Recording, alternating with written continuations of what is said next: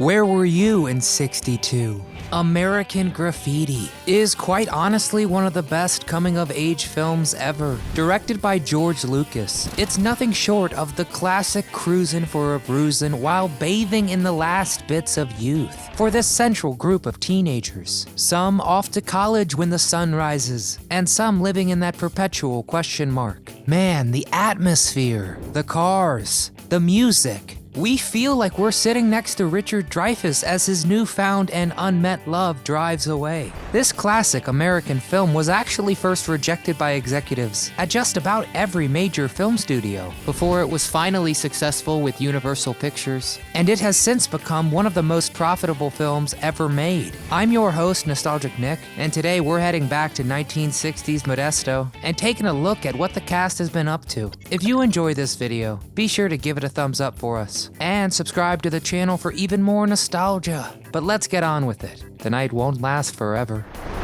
Richard Dreyfuss.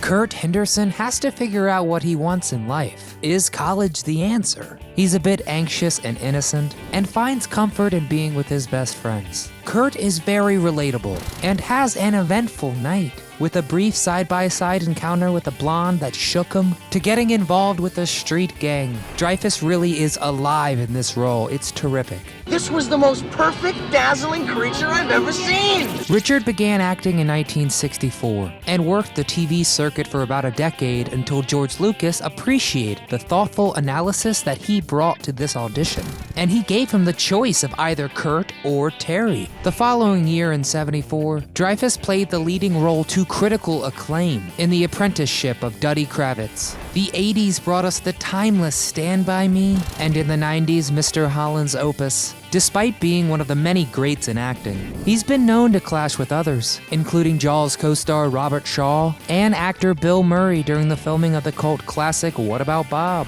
Yet, Dreyfuss has a different account, saying Murray was, quote, an Irish drunken bully, getting in his face and screaming, "Everyone hates you, you are tolerated." So the jury's still out. Today, Richard is 73 years old and currently has 5 projects in the works, the most interesting being Spinning Gold, a biopic of the co-founder of Casablanca Records. Ron Howard. Steve is your average kid, delicately trying to tell his girlfriend Laurie that they should date other people when he leaves for college. He's just trying to find himself, and Laurie doesn't think you need to go 3,000 miles away to do that. I don't know why I ever asked you out in the first place.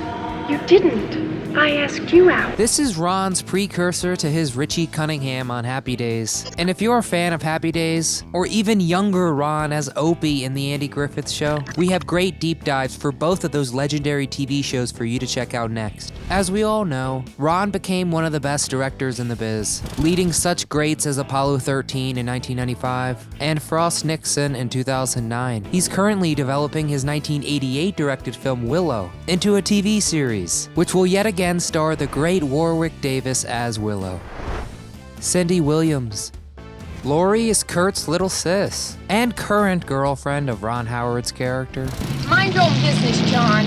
Ron is actually 7 years younger than Cindy Williams, and the two actors would become quite familiar with each other, continuing to Happy Days, where Cindy guest starred as Shirley Feeney, transforming that success into 8 grand seasons of Laverne and Shirley. Williams has been quiet in TV and film recently, only holding minor roles. However, she's been getting into theater, making her Broadway debut in 2007, succeeding in a role originated by the late, great Georgia Engel. Today, Cindy is in her early 70s, and she's also published her memoir, Shirley, I Jest. Charles Martin Smith.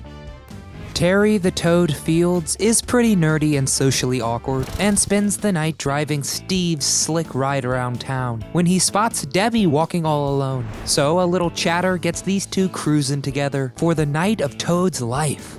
Oh well, yeah, I figured with bears though, it's me or them. Smith began acting in 1971 with a season 3 episode of The Brady Bunch. American Graffiti was the first of 2 films in which Smith and Ron Howard appeared together. They also star in the western The Spikes Gang opposite Lee Marvin in '74. Beginning in 1979, Smith devoted almost 3 years to filming Never Cry Wolf, stating, quote, "I was much more closely involved in that picture than I had been in any other film. Not only acting, but writing and the whole creative process. This experience led him to directing. He'd go on to direct the initial episode that launched the hit TV series Buffy the Vampire Slayer in 1997. That same year, he directed the hugely successful Disney film Air Bud, which was a slam dunk. Today, he is 67 years old and has continued to work steadily in huge films, recently writing and directing Dolphin Tale 1 and 2.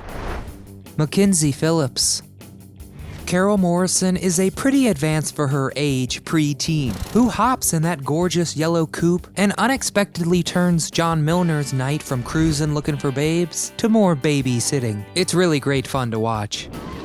Oh, rats. I thought some of my friends might be here. In the scene when the group of girls pull up next to them, the water balloon they chuck was scripted to hit the car and splash Mackenzie Phillips with water. However, it smacks her square in the face. The laughing ad-lib scene that follows was kept in the final cut by George. He really does direct and edit this film beautifully. Phillips began acting in 1952, and her role in American Graffiti helped gain attention in the entertainment biz. She'd then appear alongside Valerie Bertinelli in the smash hit show One Day at a Time. We'd then see her on the Disney Channel Supernatural show So Weird in 1999. If you recognize her name, that's because she's the daughter of Mamas and the Papas singer John Phillips. But her life hasn't been easy though, growing up fully enveloped in the lifestyle of fame. For more on the troublesome relationship between Mackenzie and her father John, which would become drug-fueled and even sexual, you'll have to watch our Forgotten Child Stars of the 1970s episode. All I can say is she has made extraordinary strides in her adult life to become the successful woman she is today.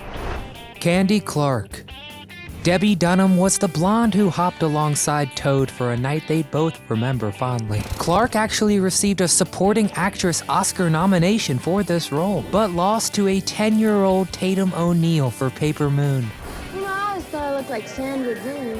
Many will also remember Candy Clark starring alongside David Bowie in 1976's The Man Who Fell to Earth. Today, she's in her early 70s and still acting, last appearing in 3 episodes of Criminal Minds, most recently in 2019. Harrison Ford.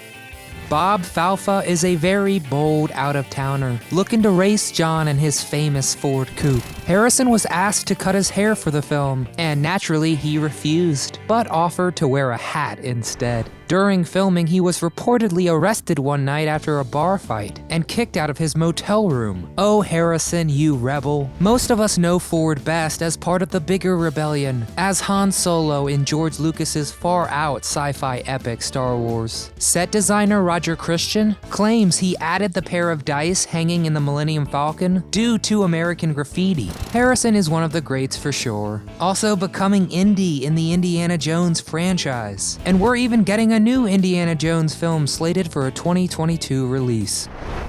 Wolfman Jack.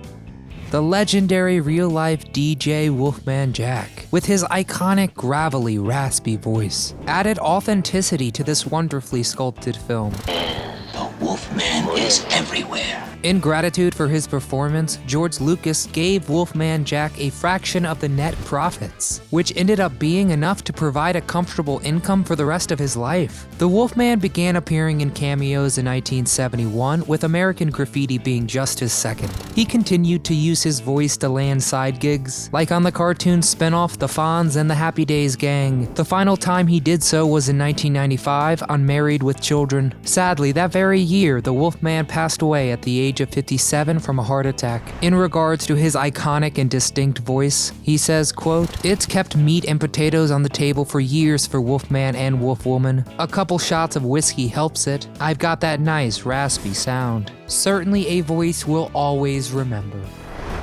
Paul Le Mat. John Milner is a different kind of youth, being much older than the rest of the bunch. Yet John just won't grow up. He spends most of his time fixing cars or cruising in his pristine yellow Deuce coupe. How'd you like to ride around with me for a while? The storyline between him and the young Carol who hops in his car for a ride is really charming and multi-layered. They both put in great performances. Paul Le Mat was completely raw before this film. Willard Hike, who co-wrote the screenplay, stopped to pick up a hitchhiking Le Mat When he remembered him from his Graffiti audition, Willard got to tell him the good news of his inclusion as John Milner, and the rest is history. After Graffiti, Paul was able to continue the success, working with famed director Jonathan Demme in his early days, in both 1977's comedy Citizens Band and Melvin and Howard in 1980. In the 90s, we saw him take on the role of Josiah Peel in the great Western franchise Lonesome Dove. LaMatt hasn't acted since 2009, but he does currently have a film in production titled Eli Elder, where he plays the leading role. Today, he is 75 years old and also posts videos on YouTube if you want to see him in a very personal way. Why don't you give him a subscribe?